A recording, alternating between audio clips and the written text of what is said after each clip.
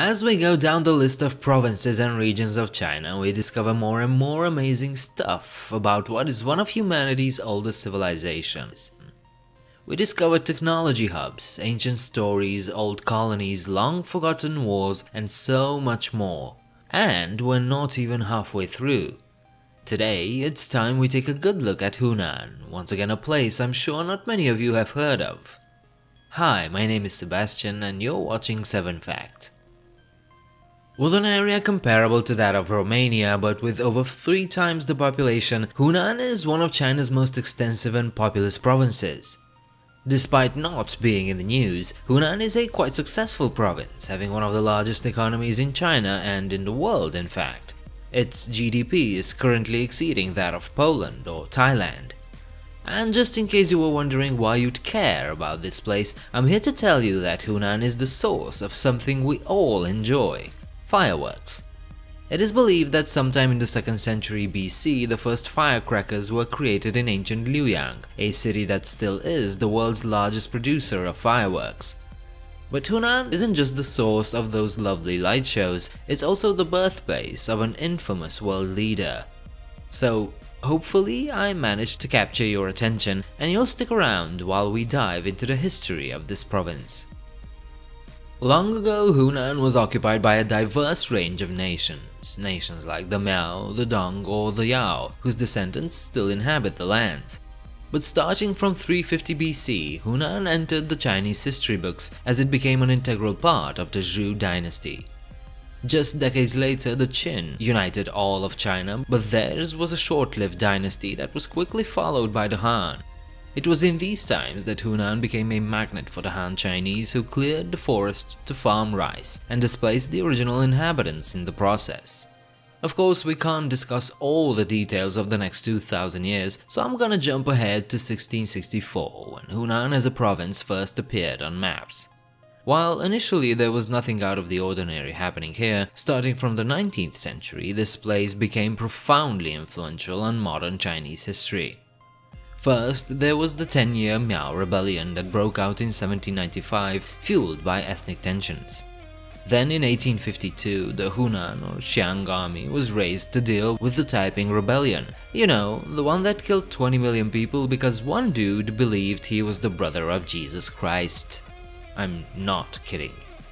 Anyway, from 1852, it took another 12 years before the Hunan army marched into Nanjing to put down the uprising for good.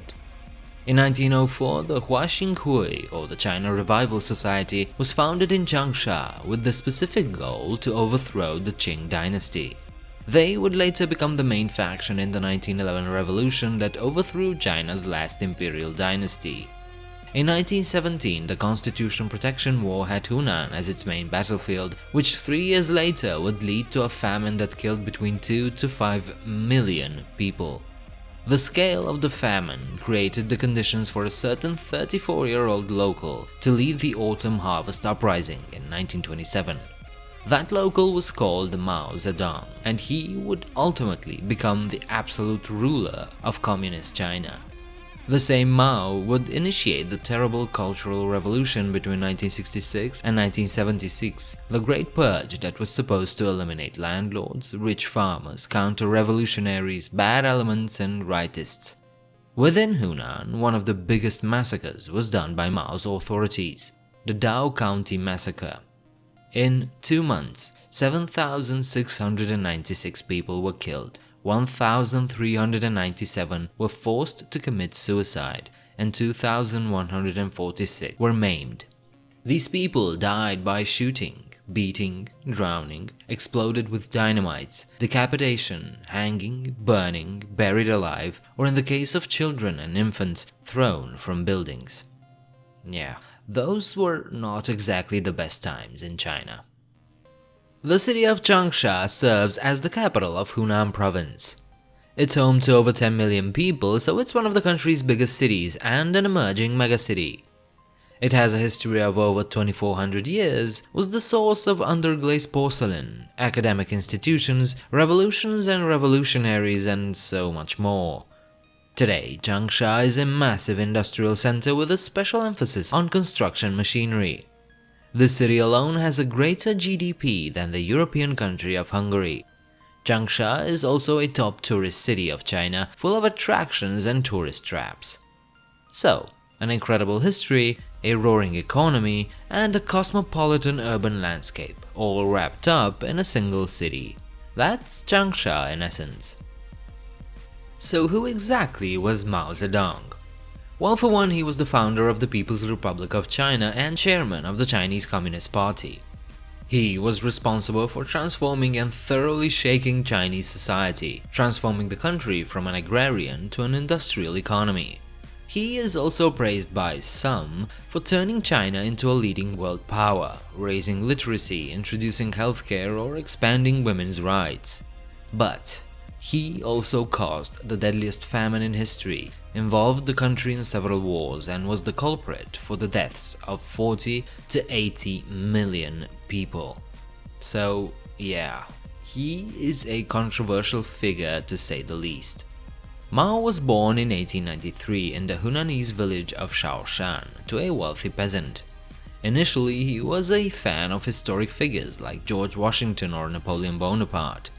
While a young adult, he called for Sun Yat-sen to become the president of China and overthrow the emperor. Mao joined the 1911 revolution as a soldier, although he didn't participate in the fightings. It was around this time he discovered socialism and slowly formed an idea. Strong individuals should not be bound by moral code, but should strive for a greater goal. In other words, the ends justify the means. While he was an intelligent kid, he became more and more radical, shifting his views towards the Marxist-Leninist doctrine by 1919. Some believe Mao Zedong to be a product of his time, others think there's no excuse for the massacres he would later commit. And I tend to agree on this one. Okay, enough of the dark stuff, let's enjoy some of the greater things Hunan has to offer. Like Uulu, Yuan, a UNESCO World Heritage Site with out-of-this-world scenery. At this site you'll find no less than 3,000 quartzite sandstone pillars, some over 200 meters tall, alongside ravines, gorges, caves, lakes and rivers. This 390 square kilometer park offers some of the most alien-like landscapes on Earth. It truly feels like you're no longer on this planet. The strangely shaped peaks are remnants of the bedrock that formed about 400 million years ago. A combination of tectonic uplifts, water erosion and gravitational collapses washed away parts of the bedrock, leaving behind the iconic pillars of Uulu, Yuan. If you'd rather walk the ancient streets of Hunan than its nature, you should head to Fenkuang County. This place has an incredibly well-preserved ancient town that'll definitely not make you feel like you're on an alien planet, but neither will it make you feel like you're in the 21st century. Fenkuang is the center of Miao and Tujia minorities, so here you'll get the chance to experience a unique blend of languages, customs, arts, and distinctive architectural styles. You'll also encounter some history lessons too. Fenkuang was the center of the 1854 Miao Rebellion. This is a picture-perfect town, truly one of the best towns China has to offer. If you ever wondered what it was like to walk the streets of a Chinese town hundreds of years ago, it is here you'll get the most authentic experience. Finally, we have to mention Uulu, one of the most prestigious academies of China over the last 1,000 years. Uulu Academy was established in 976 AD as one of the foremost renowned shuyuans of ancient China, shuyuans being academies of higher learning. Traditionally, Uulu remained loyal to the Neo-Confucian school of thought ever since its establishment under the Song dynasty. The school emphasized moral self-cultivation, community solidarity, self-examination, and dedication to rescuing the world from decadence. Some of China's greatest philosophers, engineers, authors, statesmen, and military leaders studied in Uulu. In 1903, Uulu transitioned to a university, being the only academy of classical learning that transformed into a modern institution of higher education. That was all for today's episode. I hope you enjoyed it. Don't forget to like and subscribe before you leave. Leave your comments downstairs, and if you wish to do so, you can help out this channel through my Patreon page. I do hope to see you next time. Bye.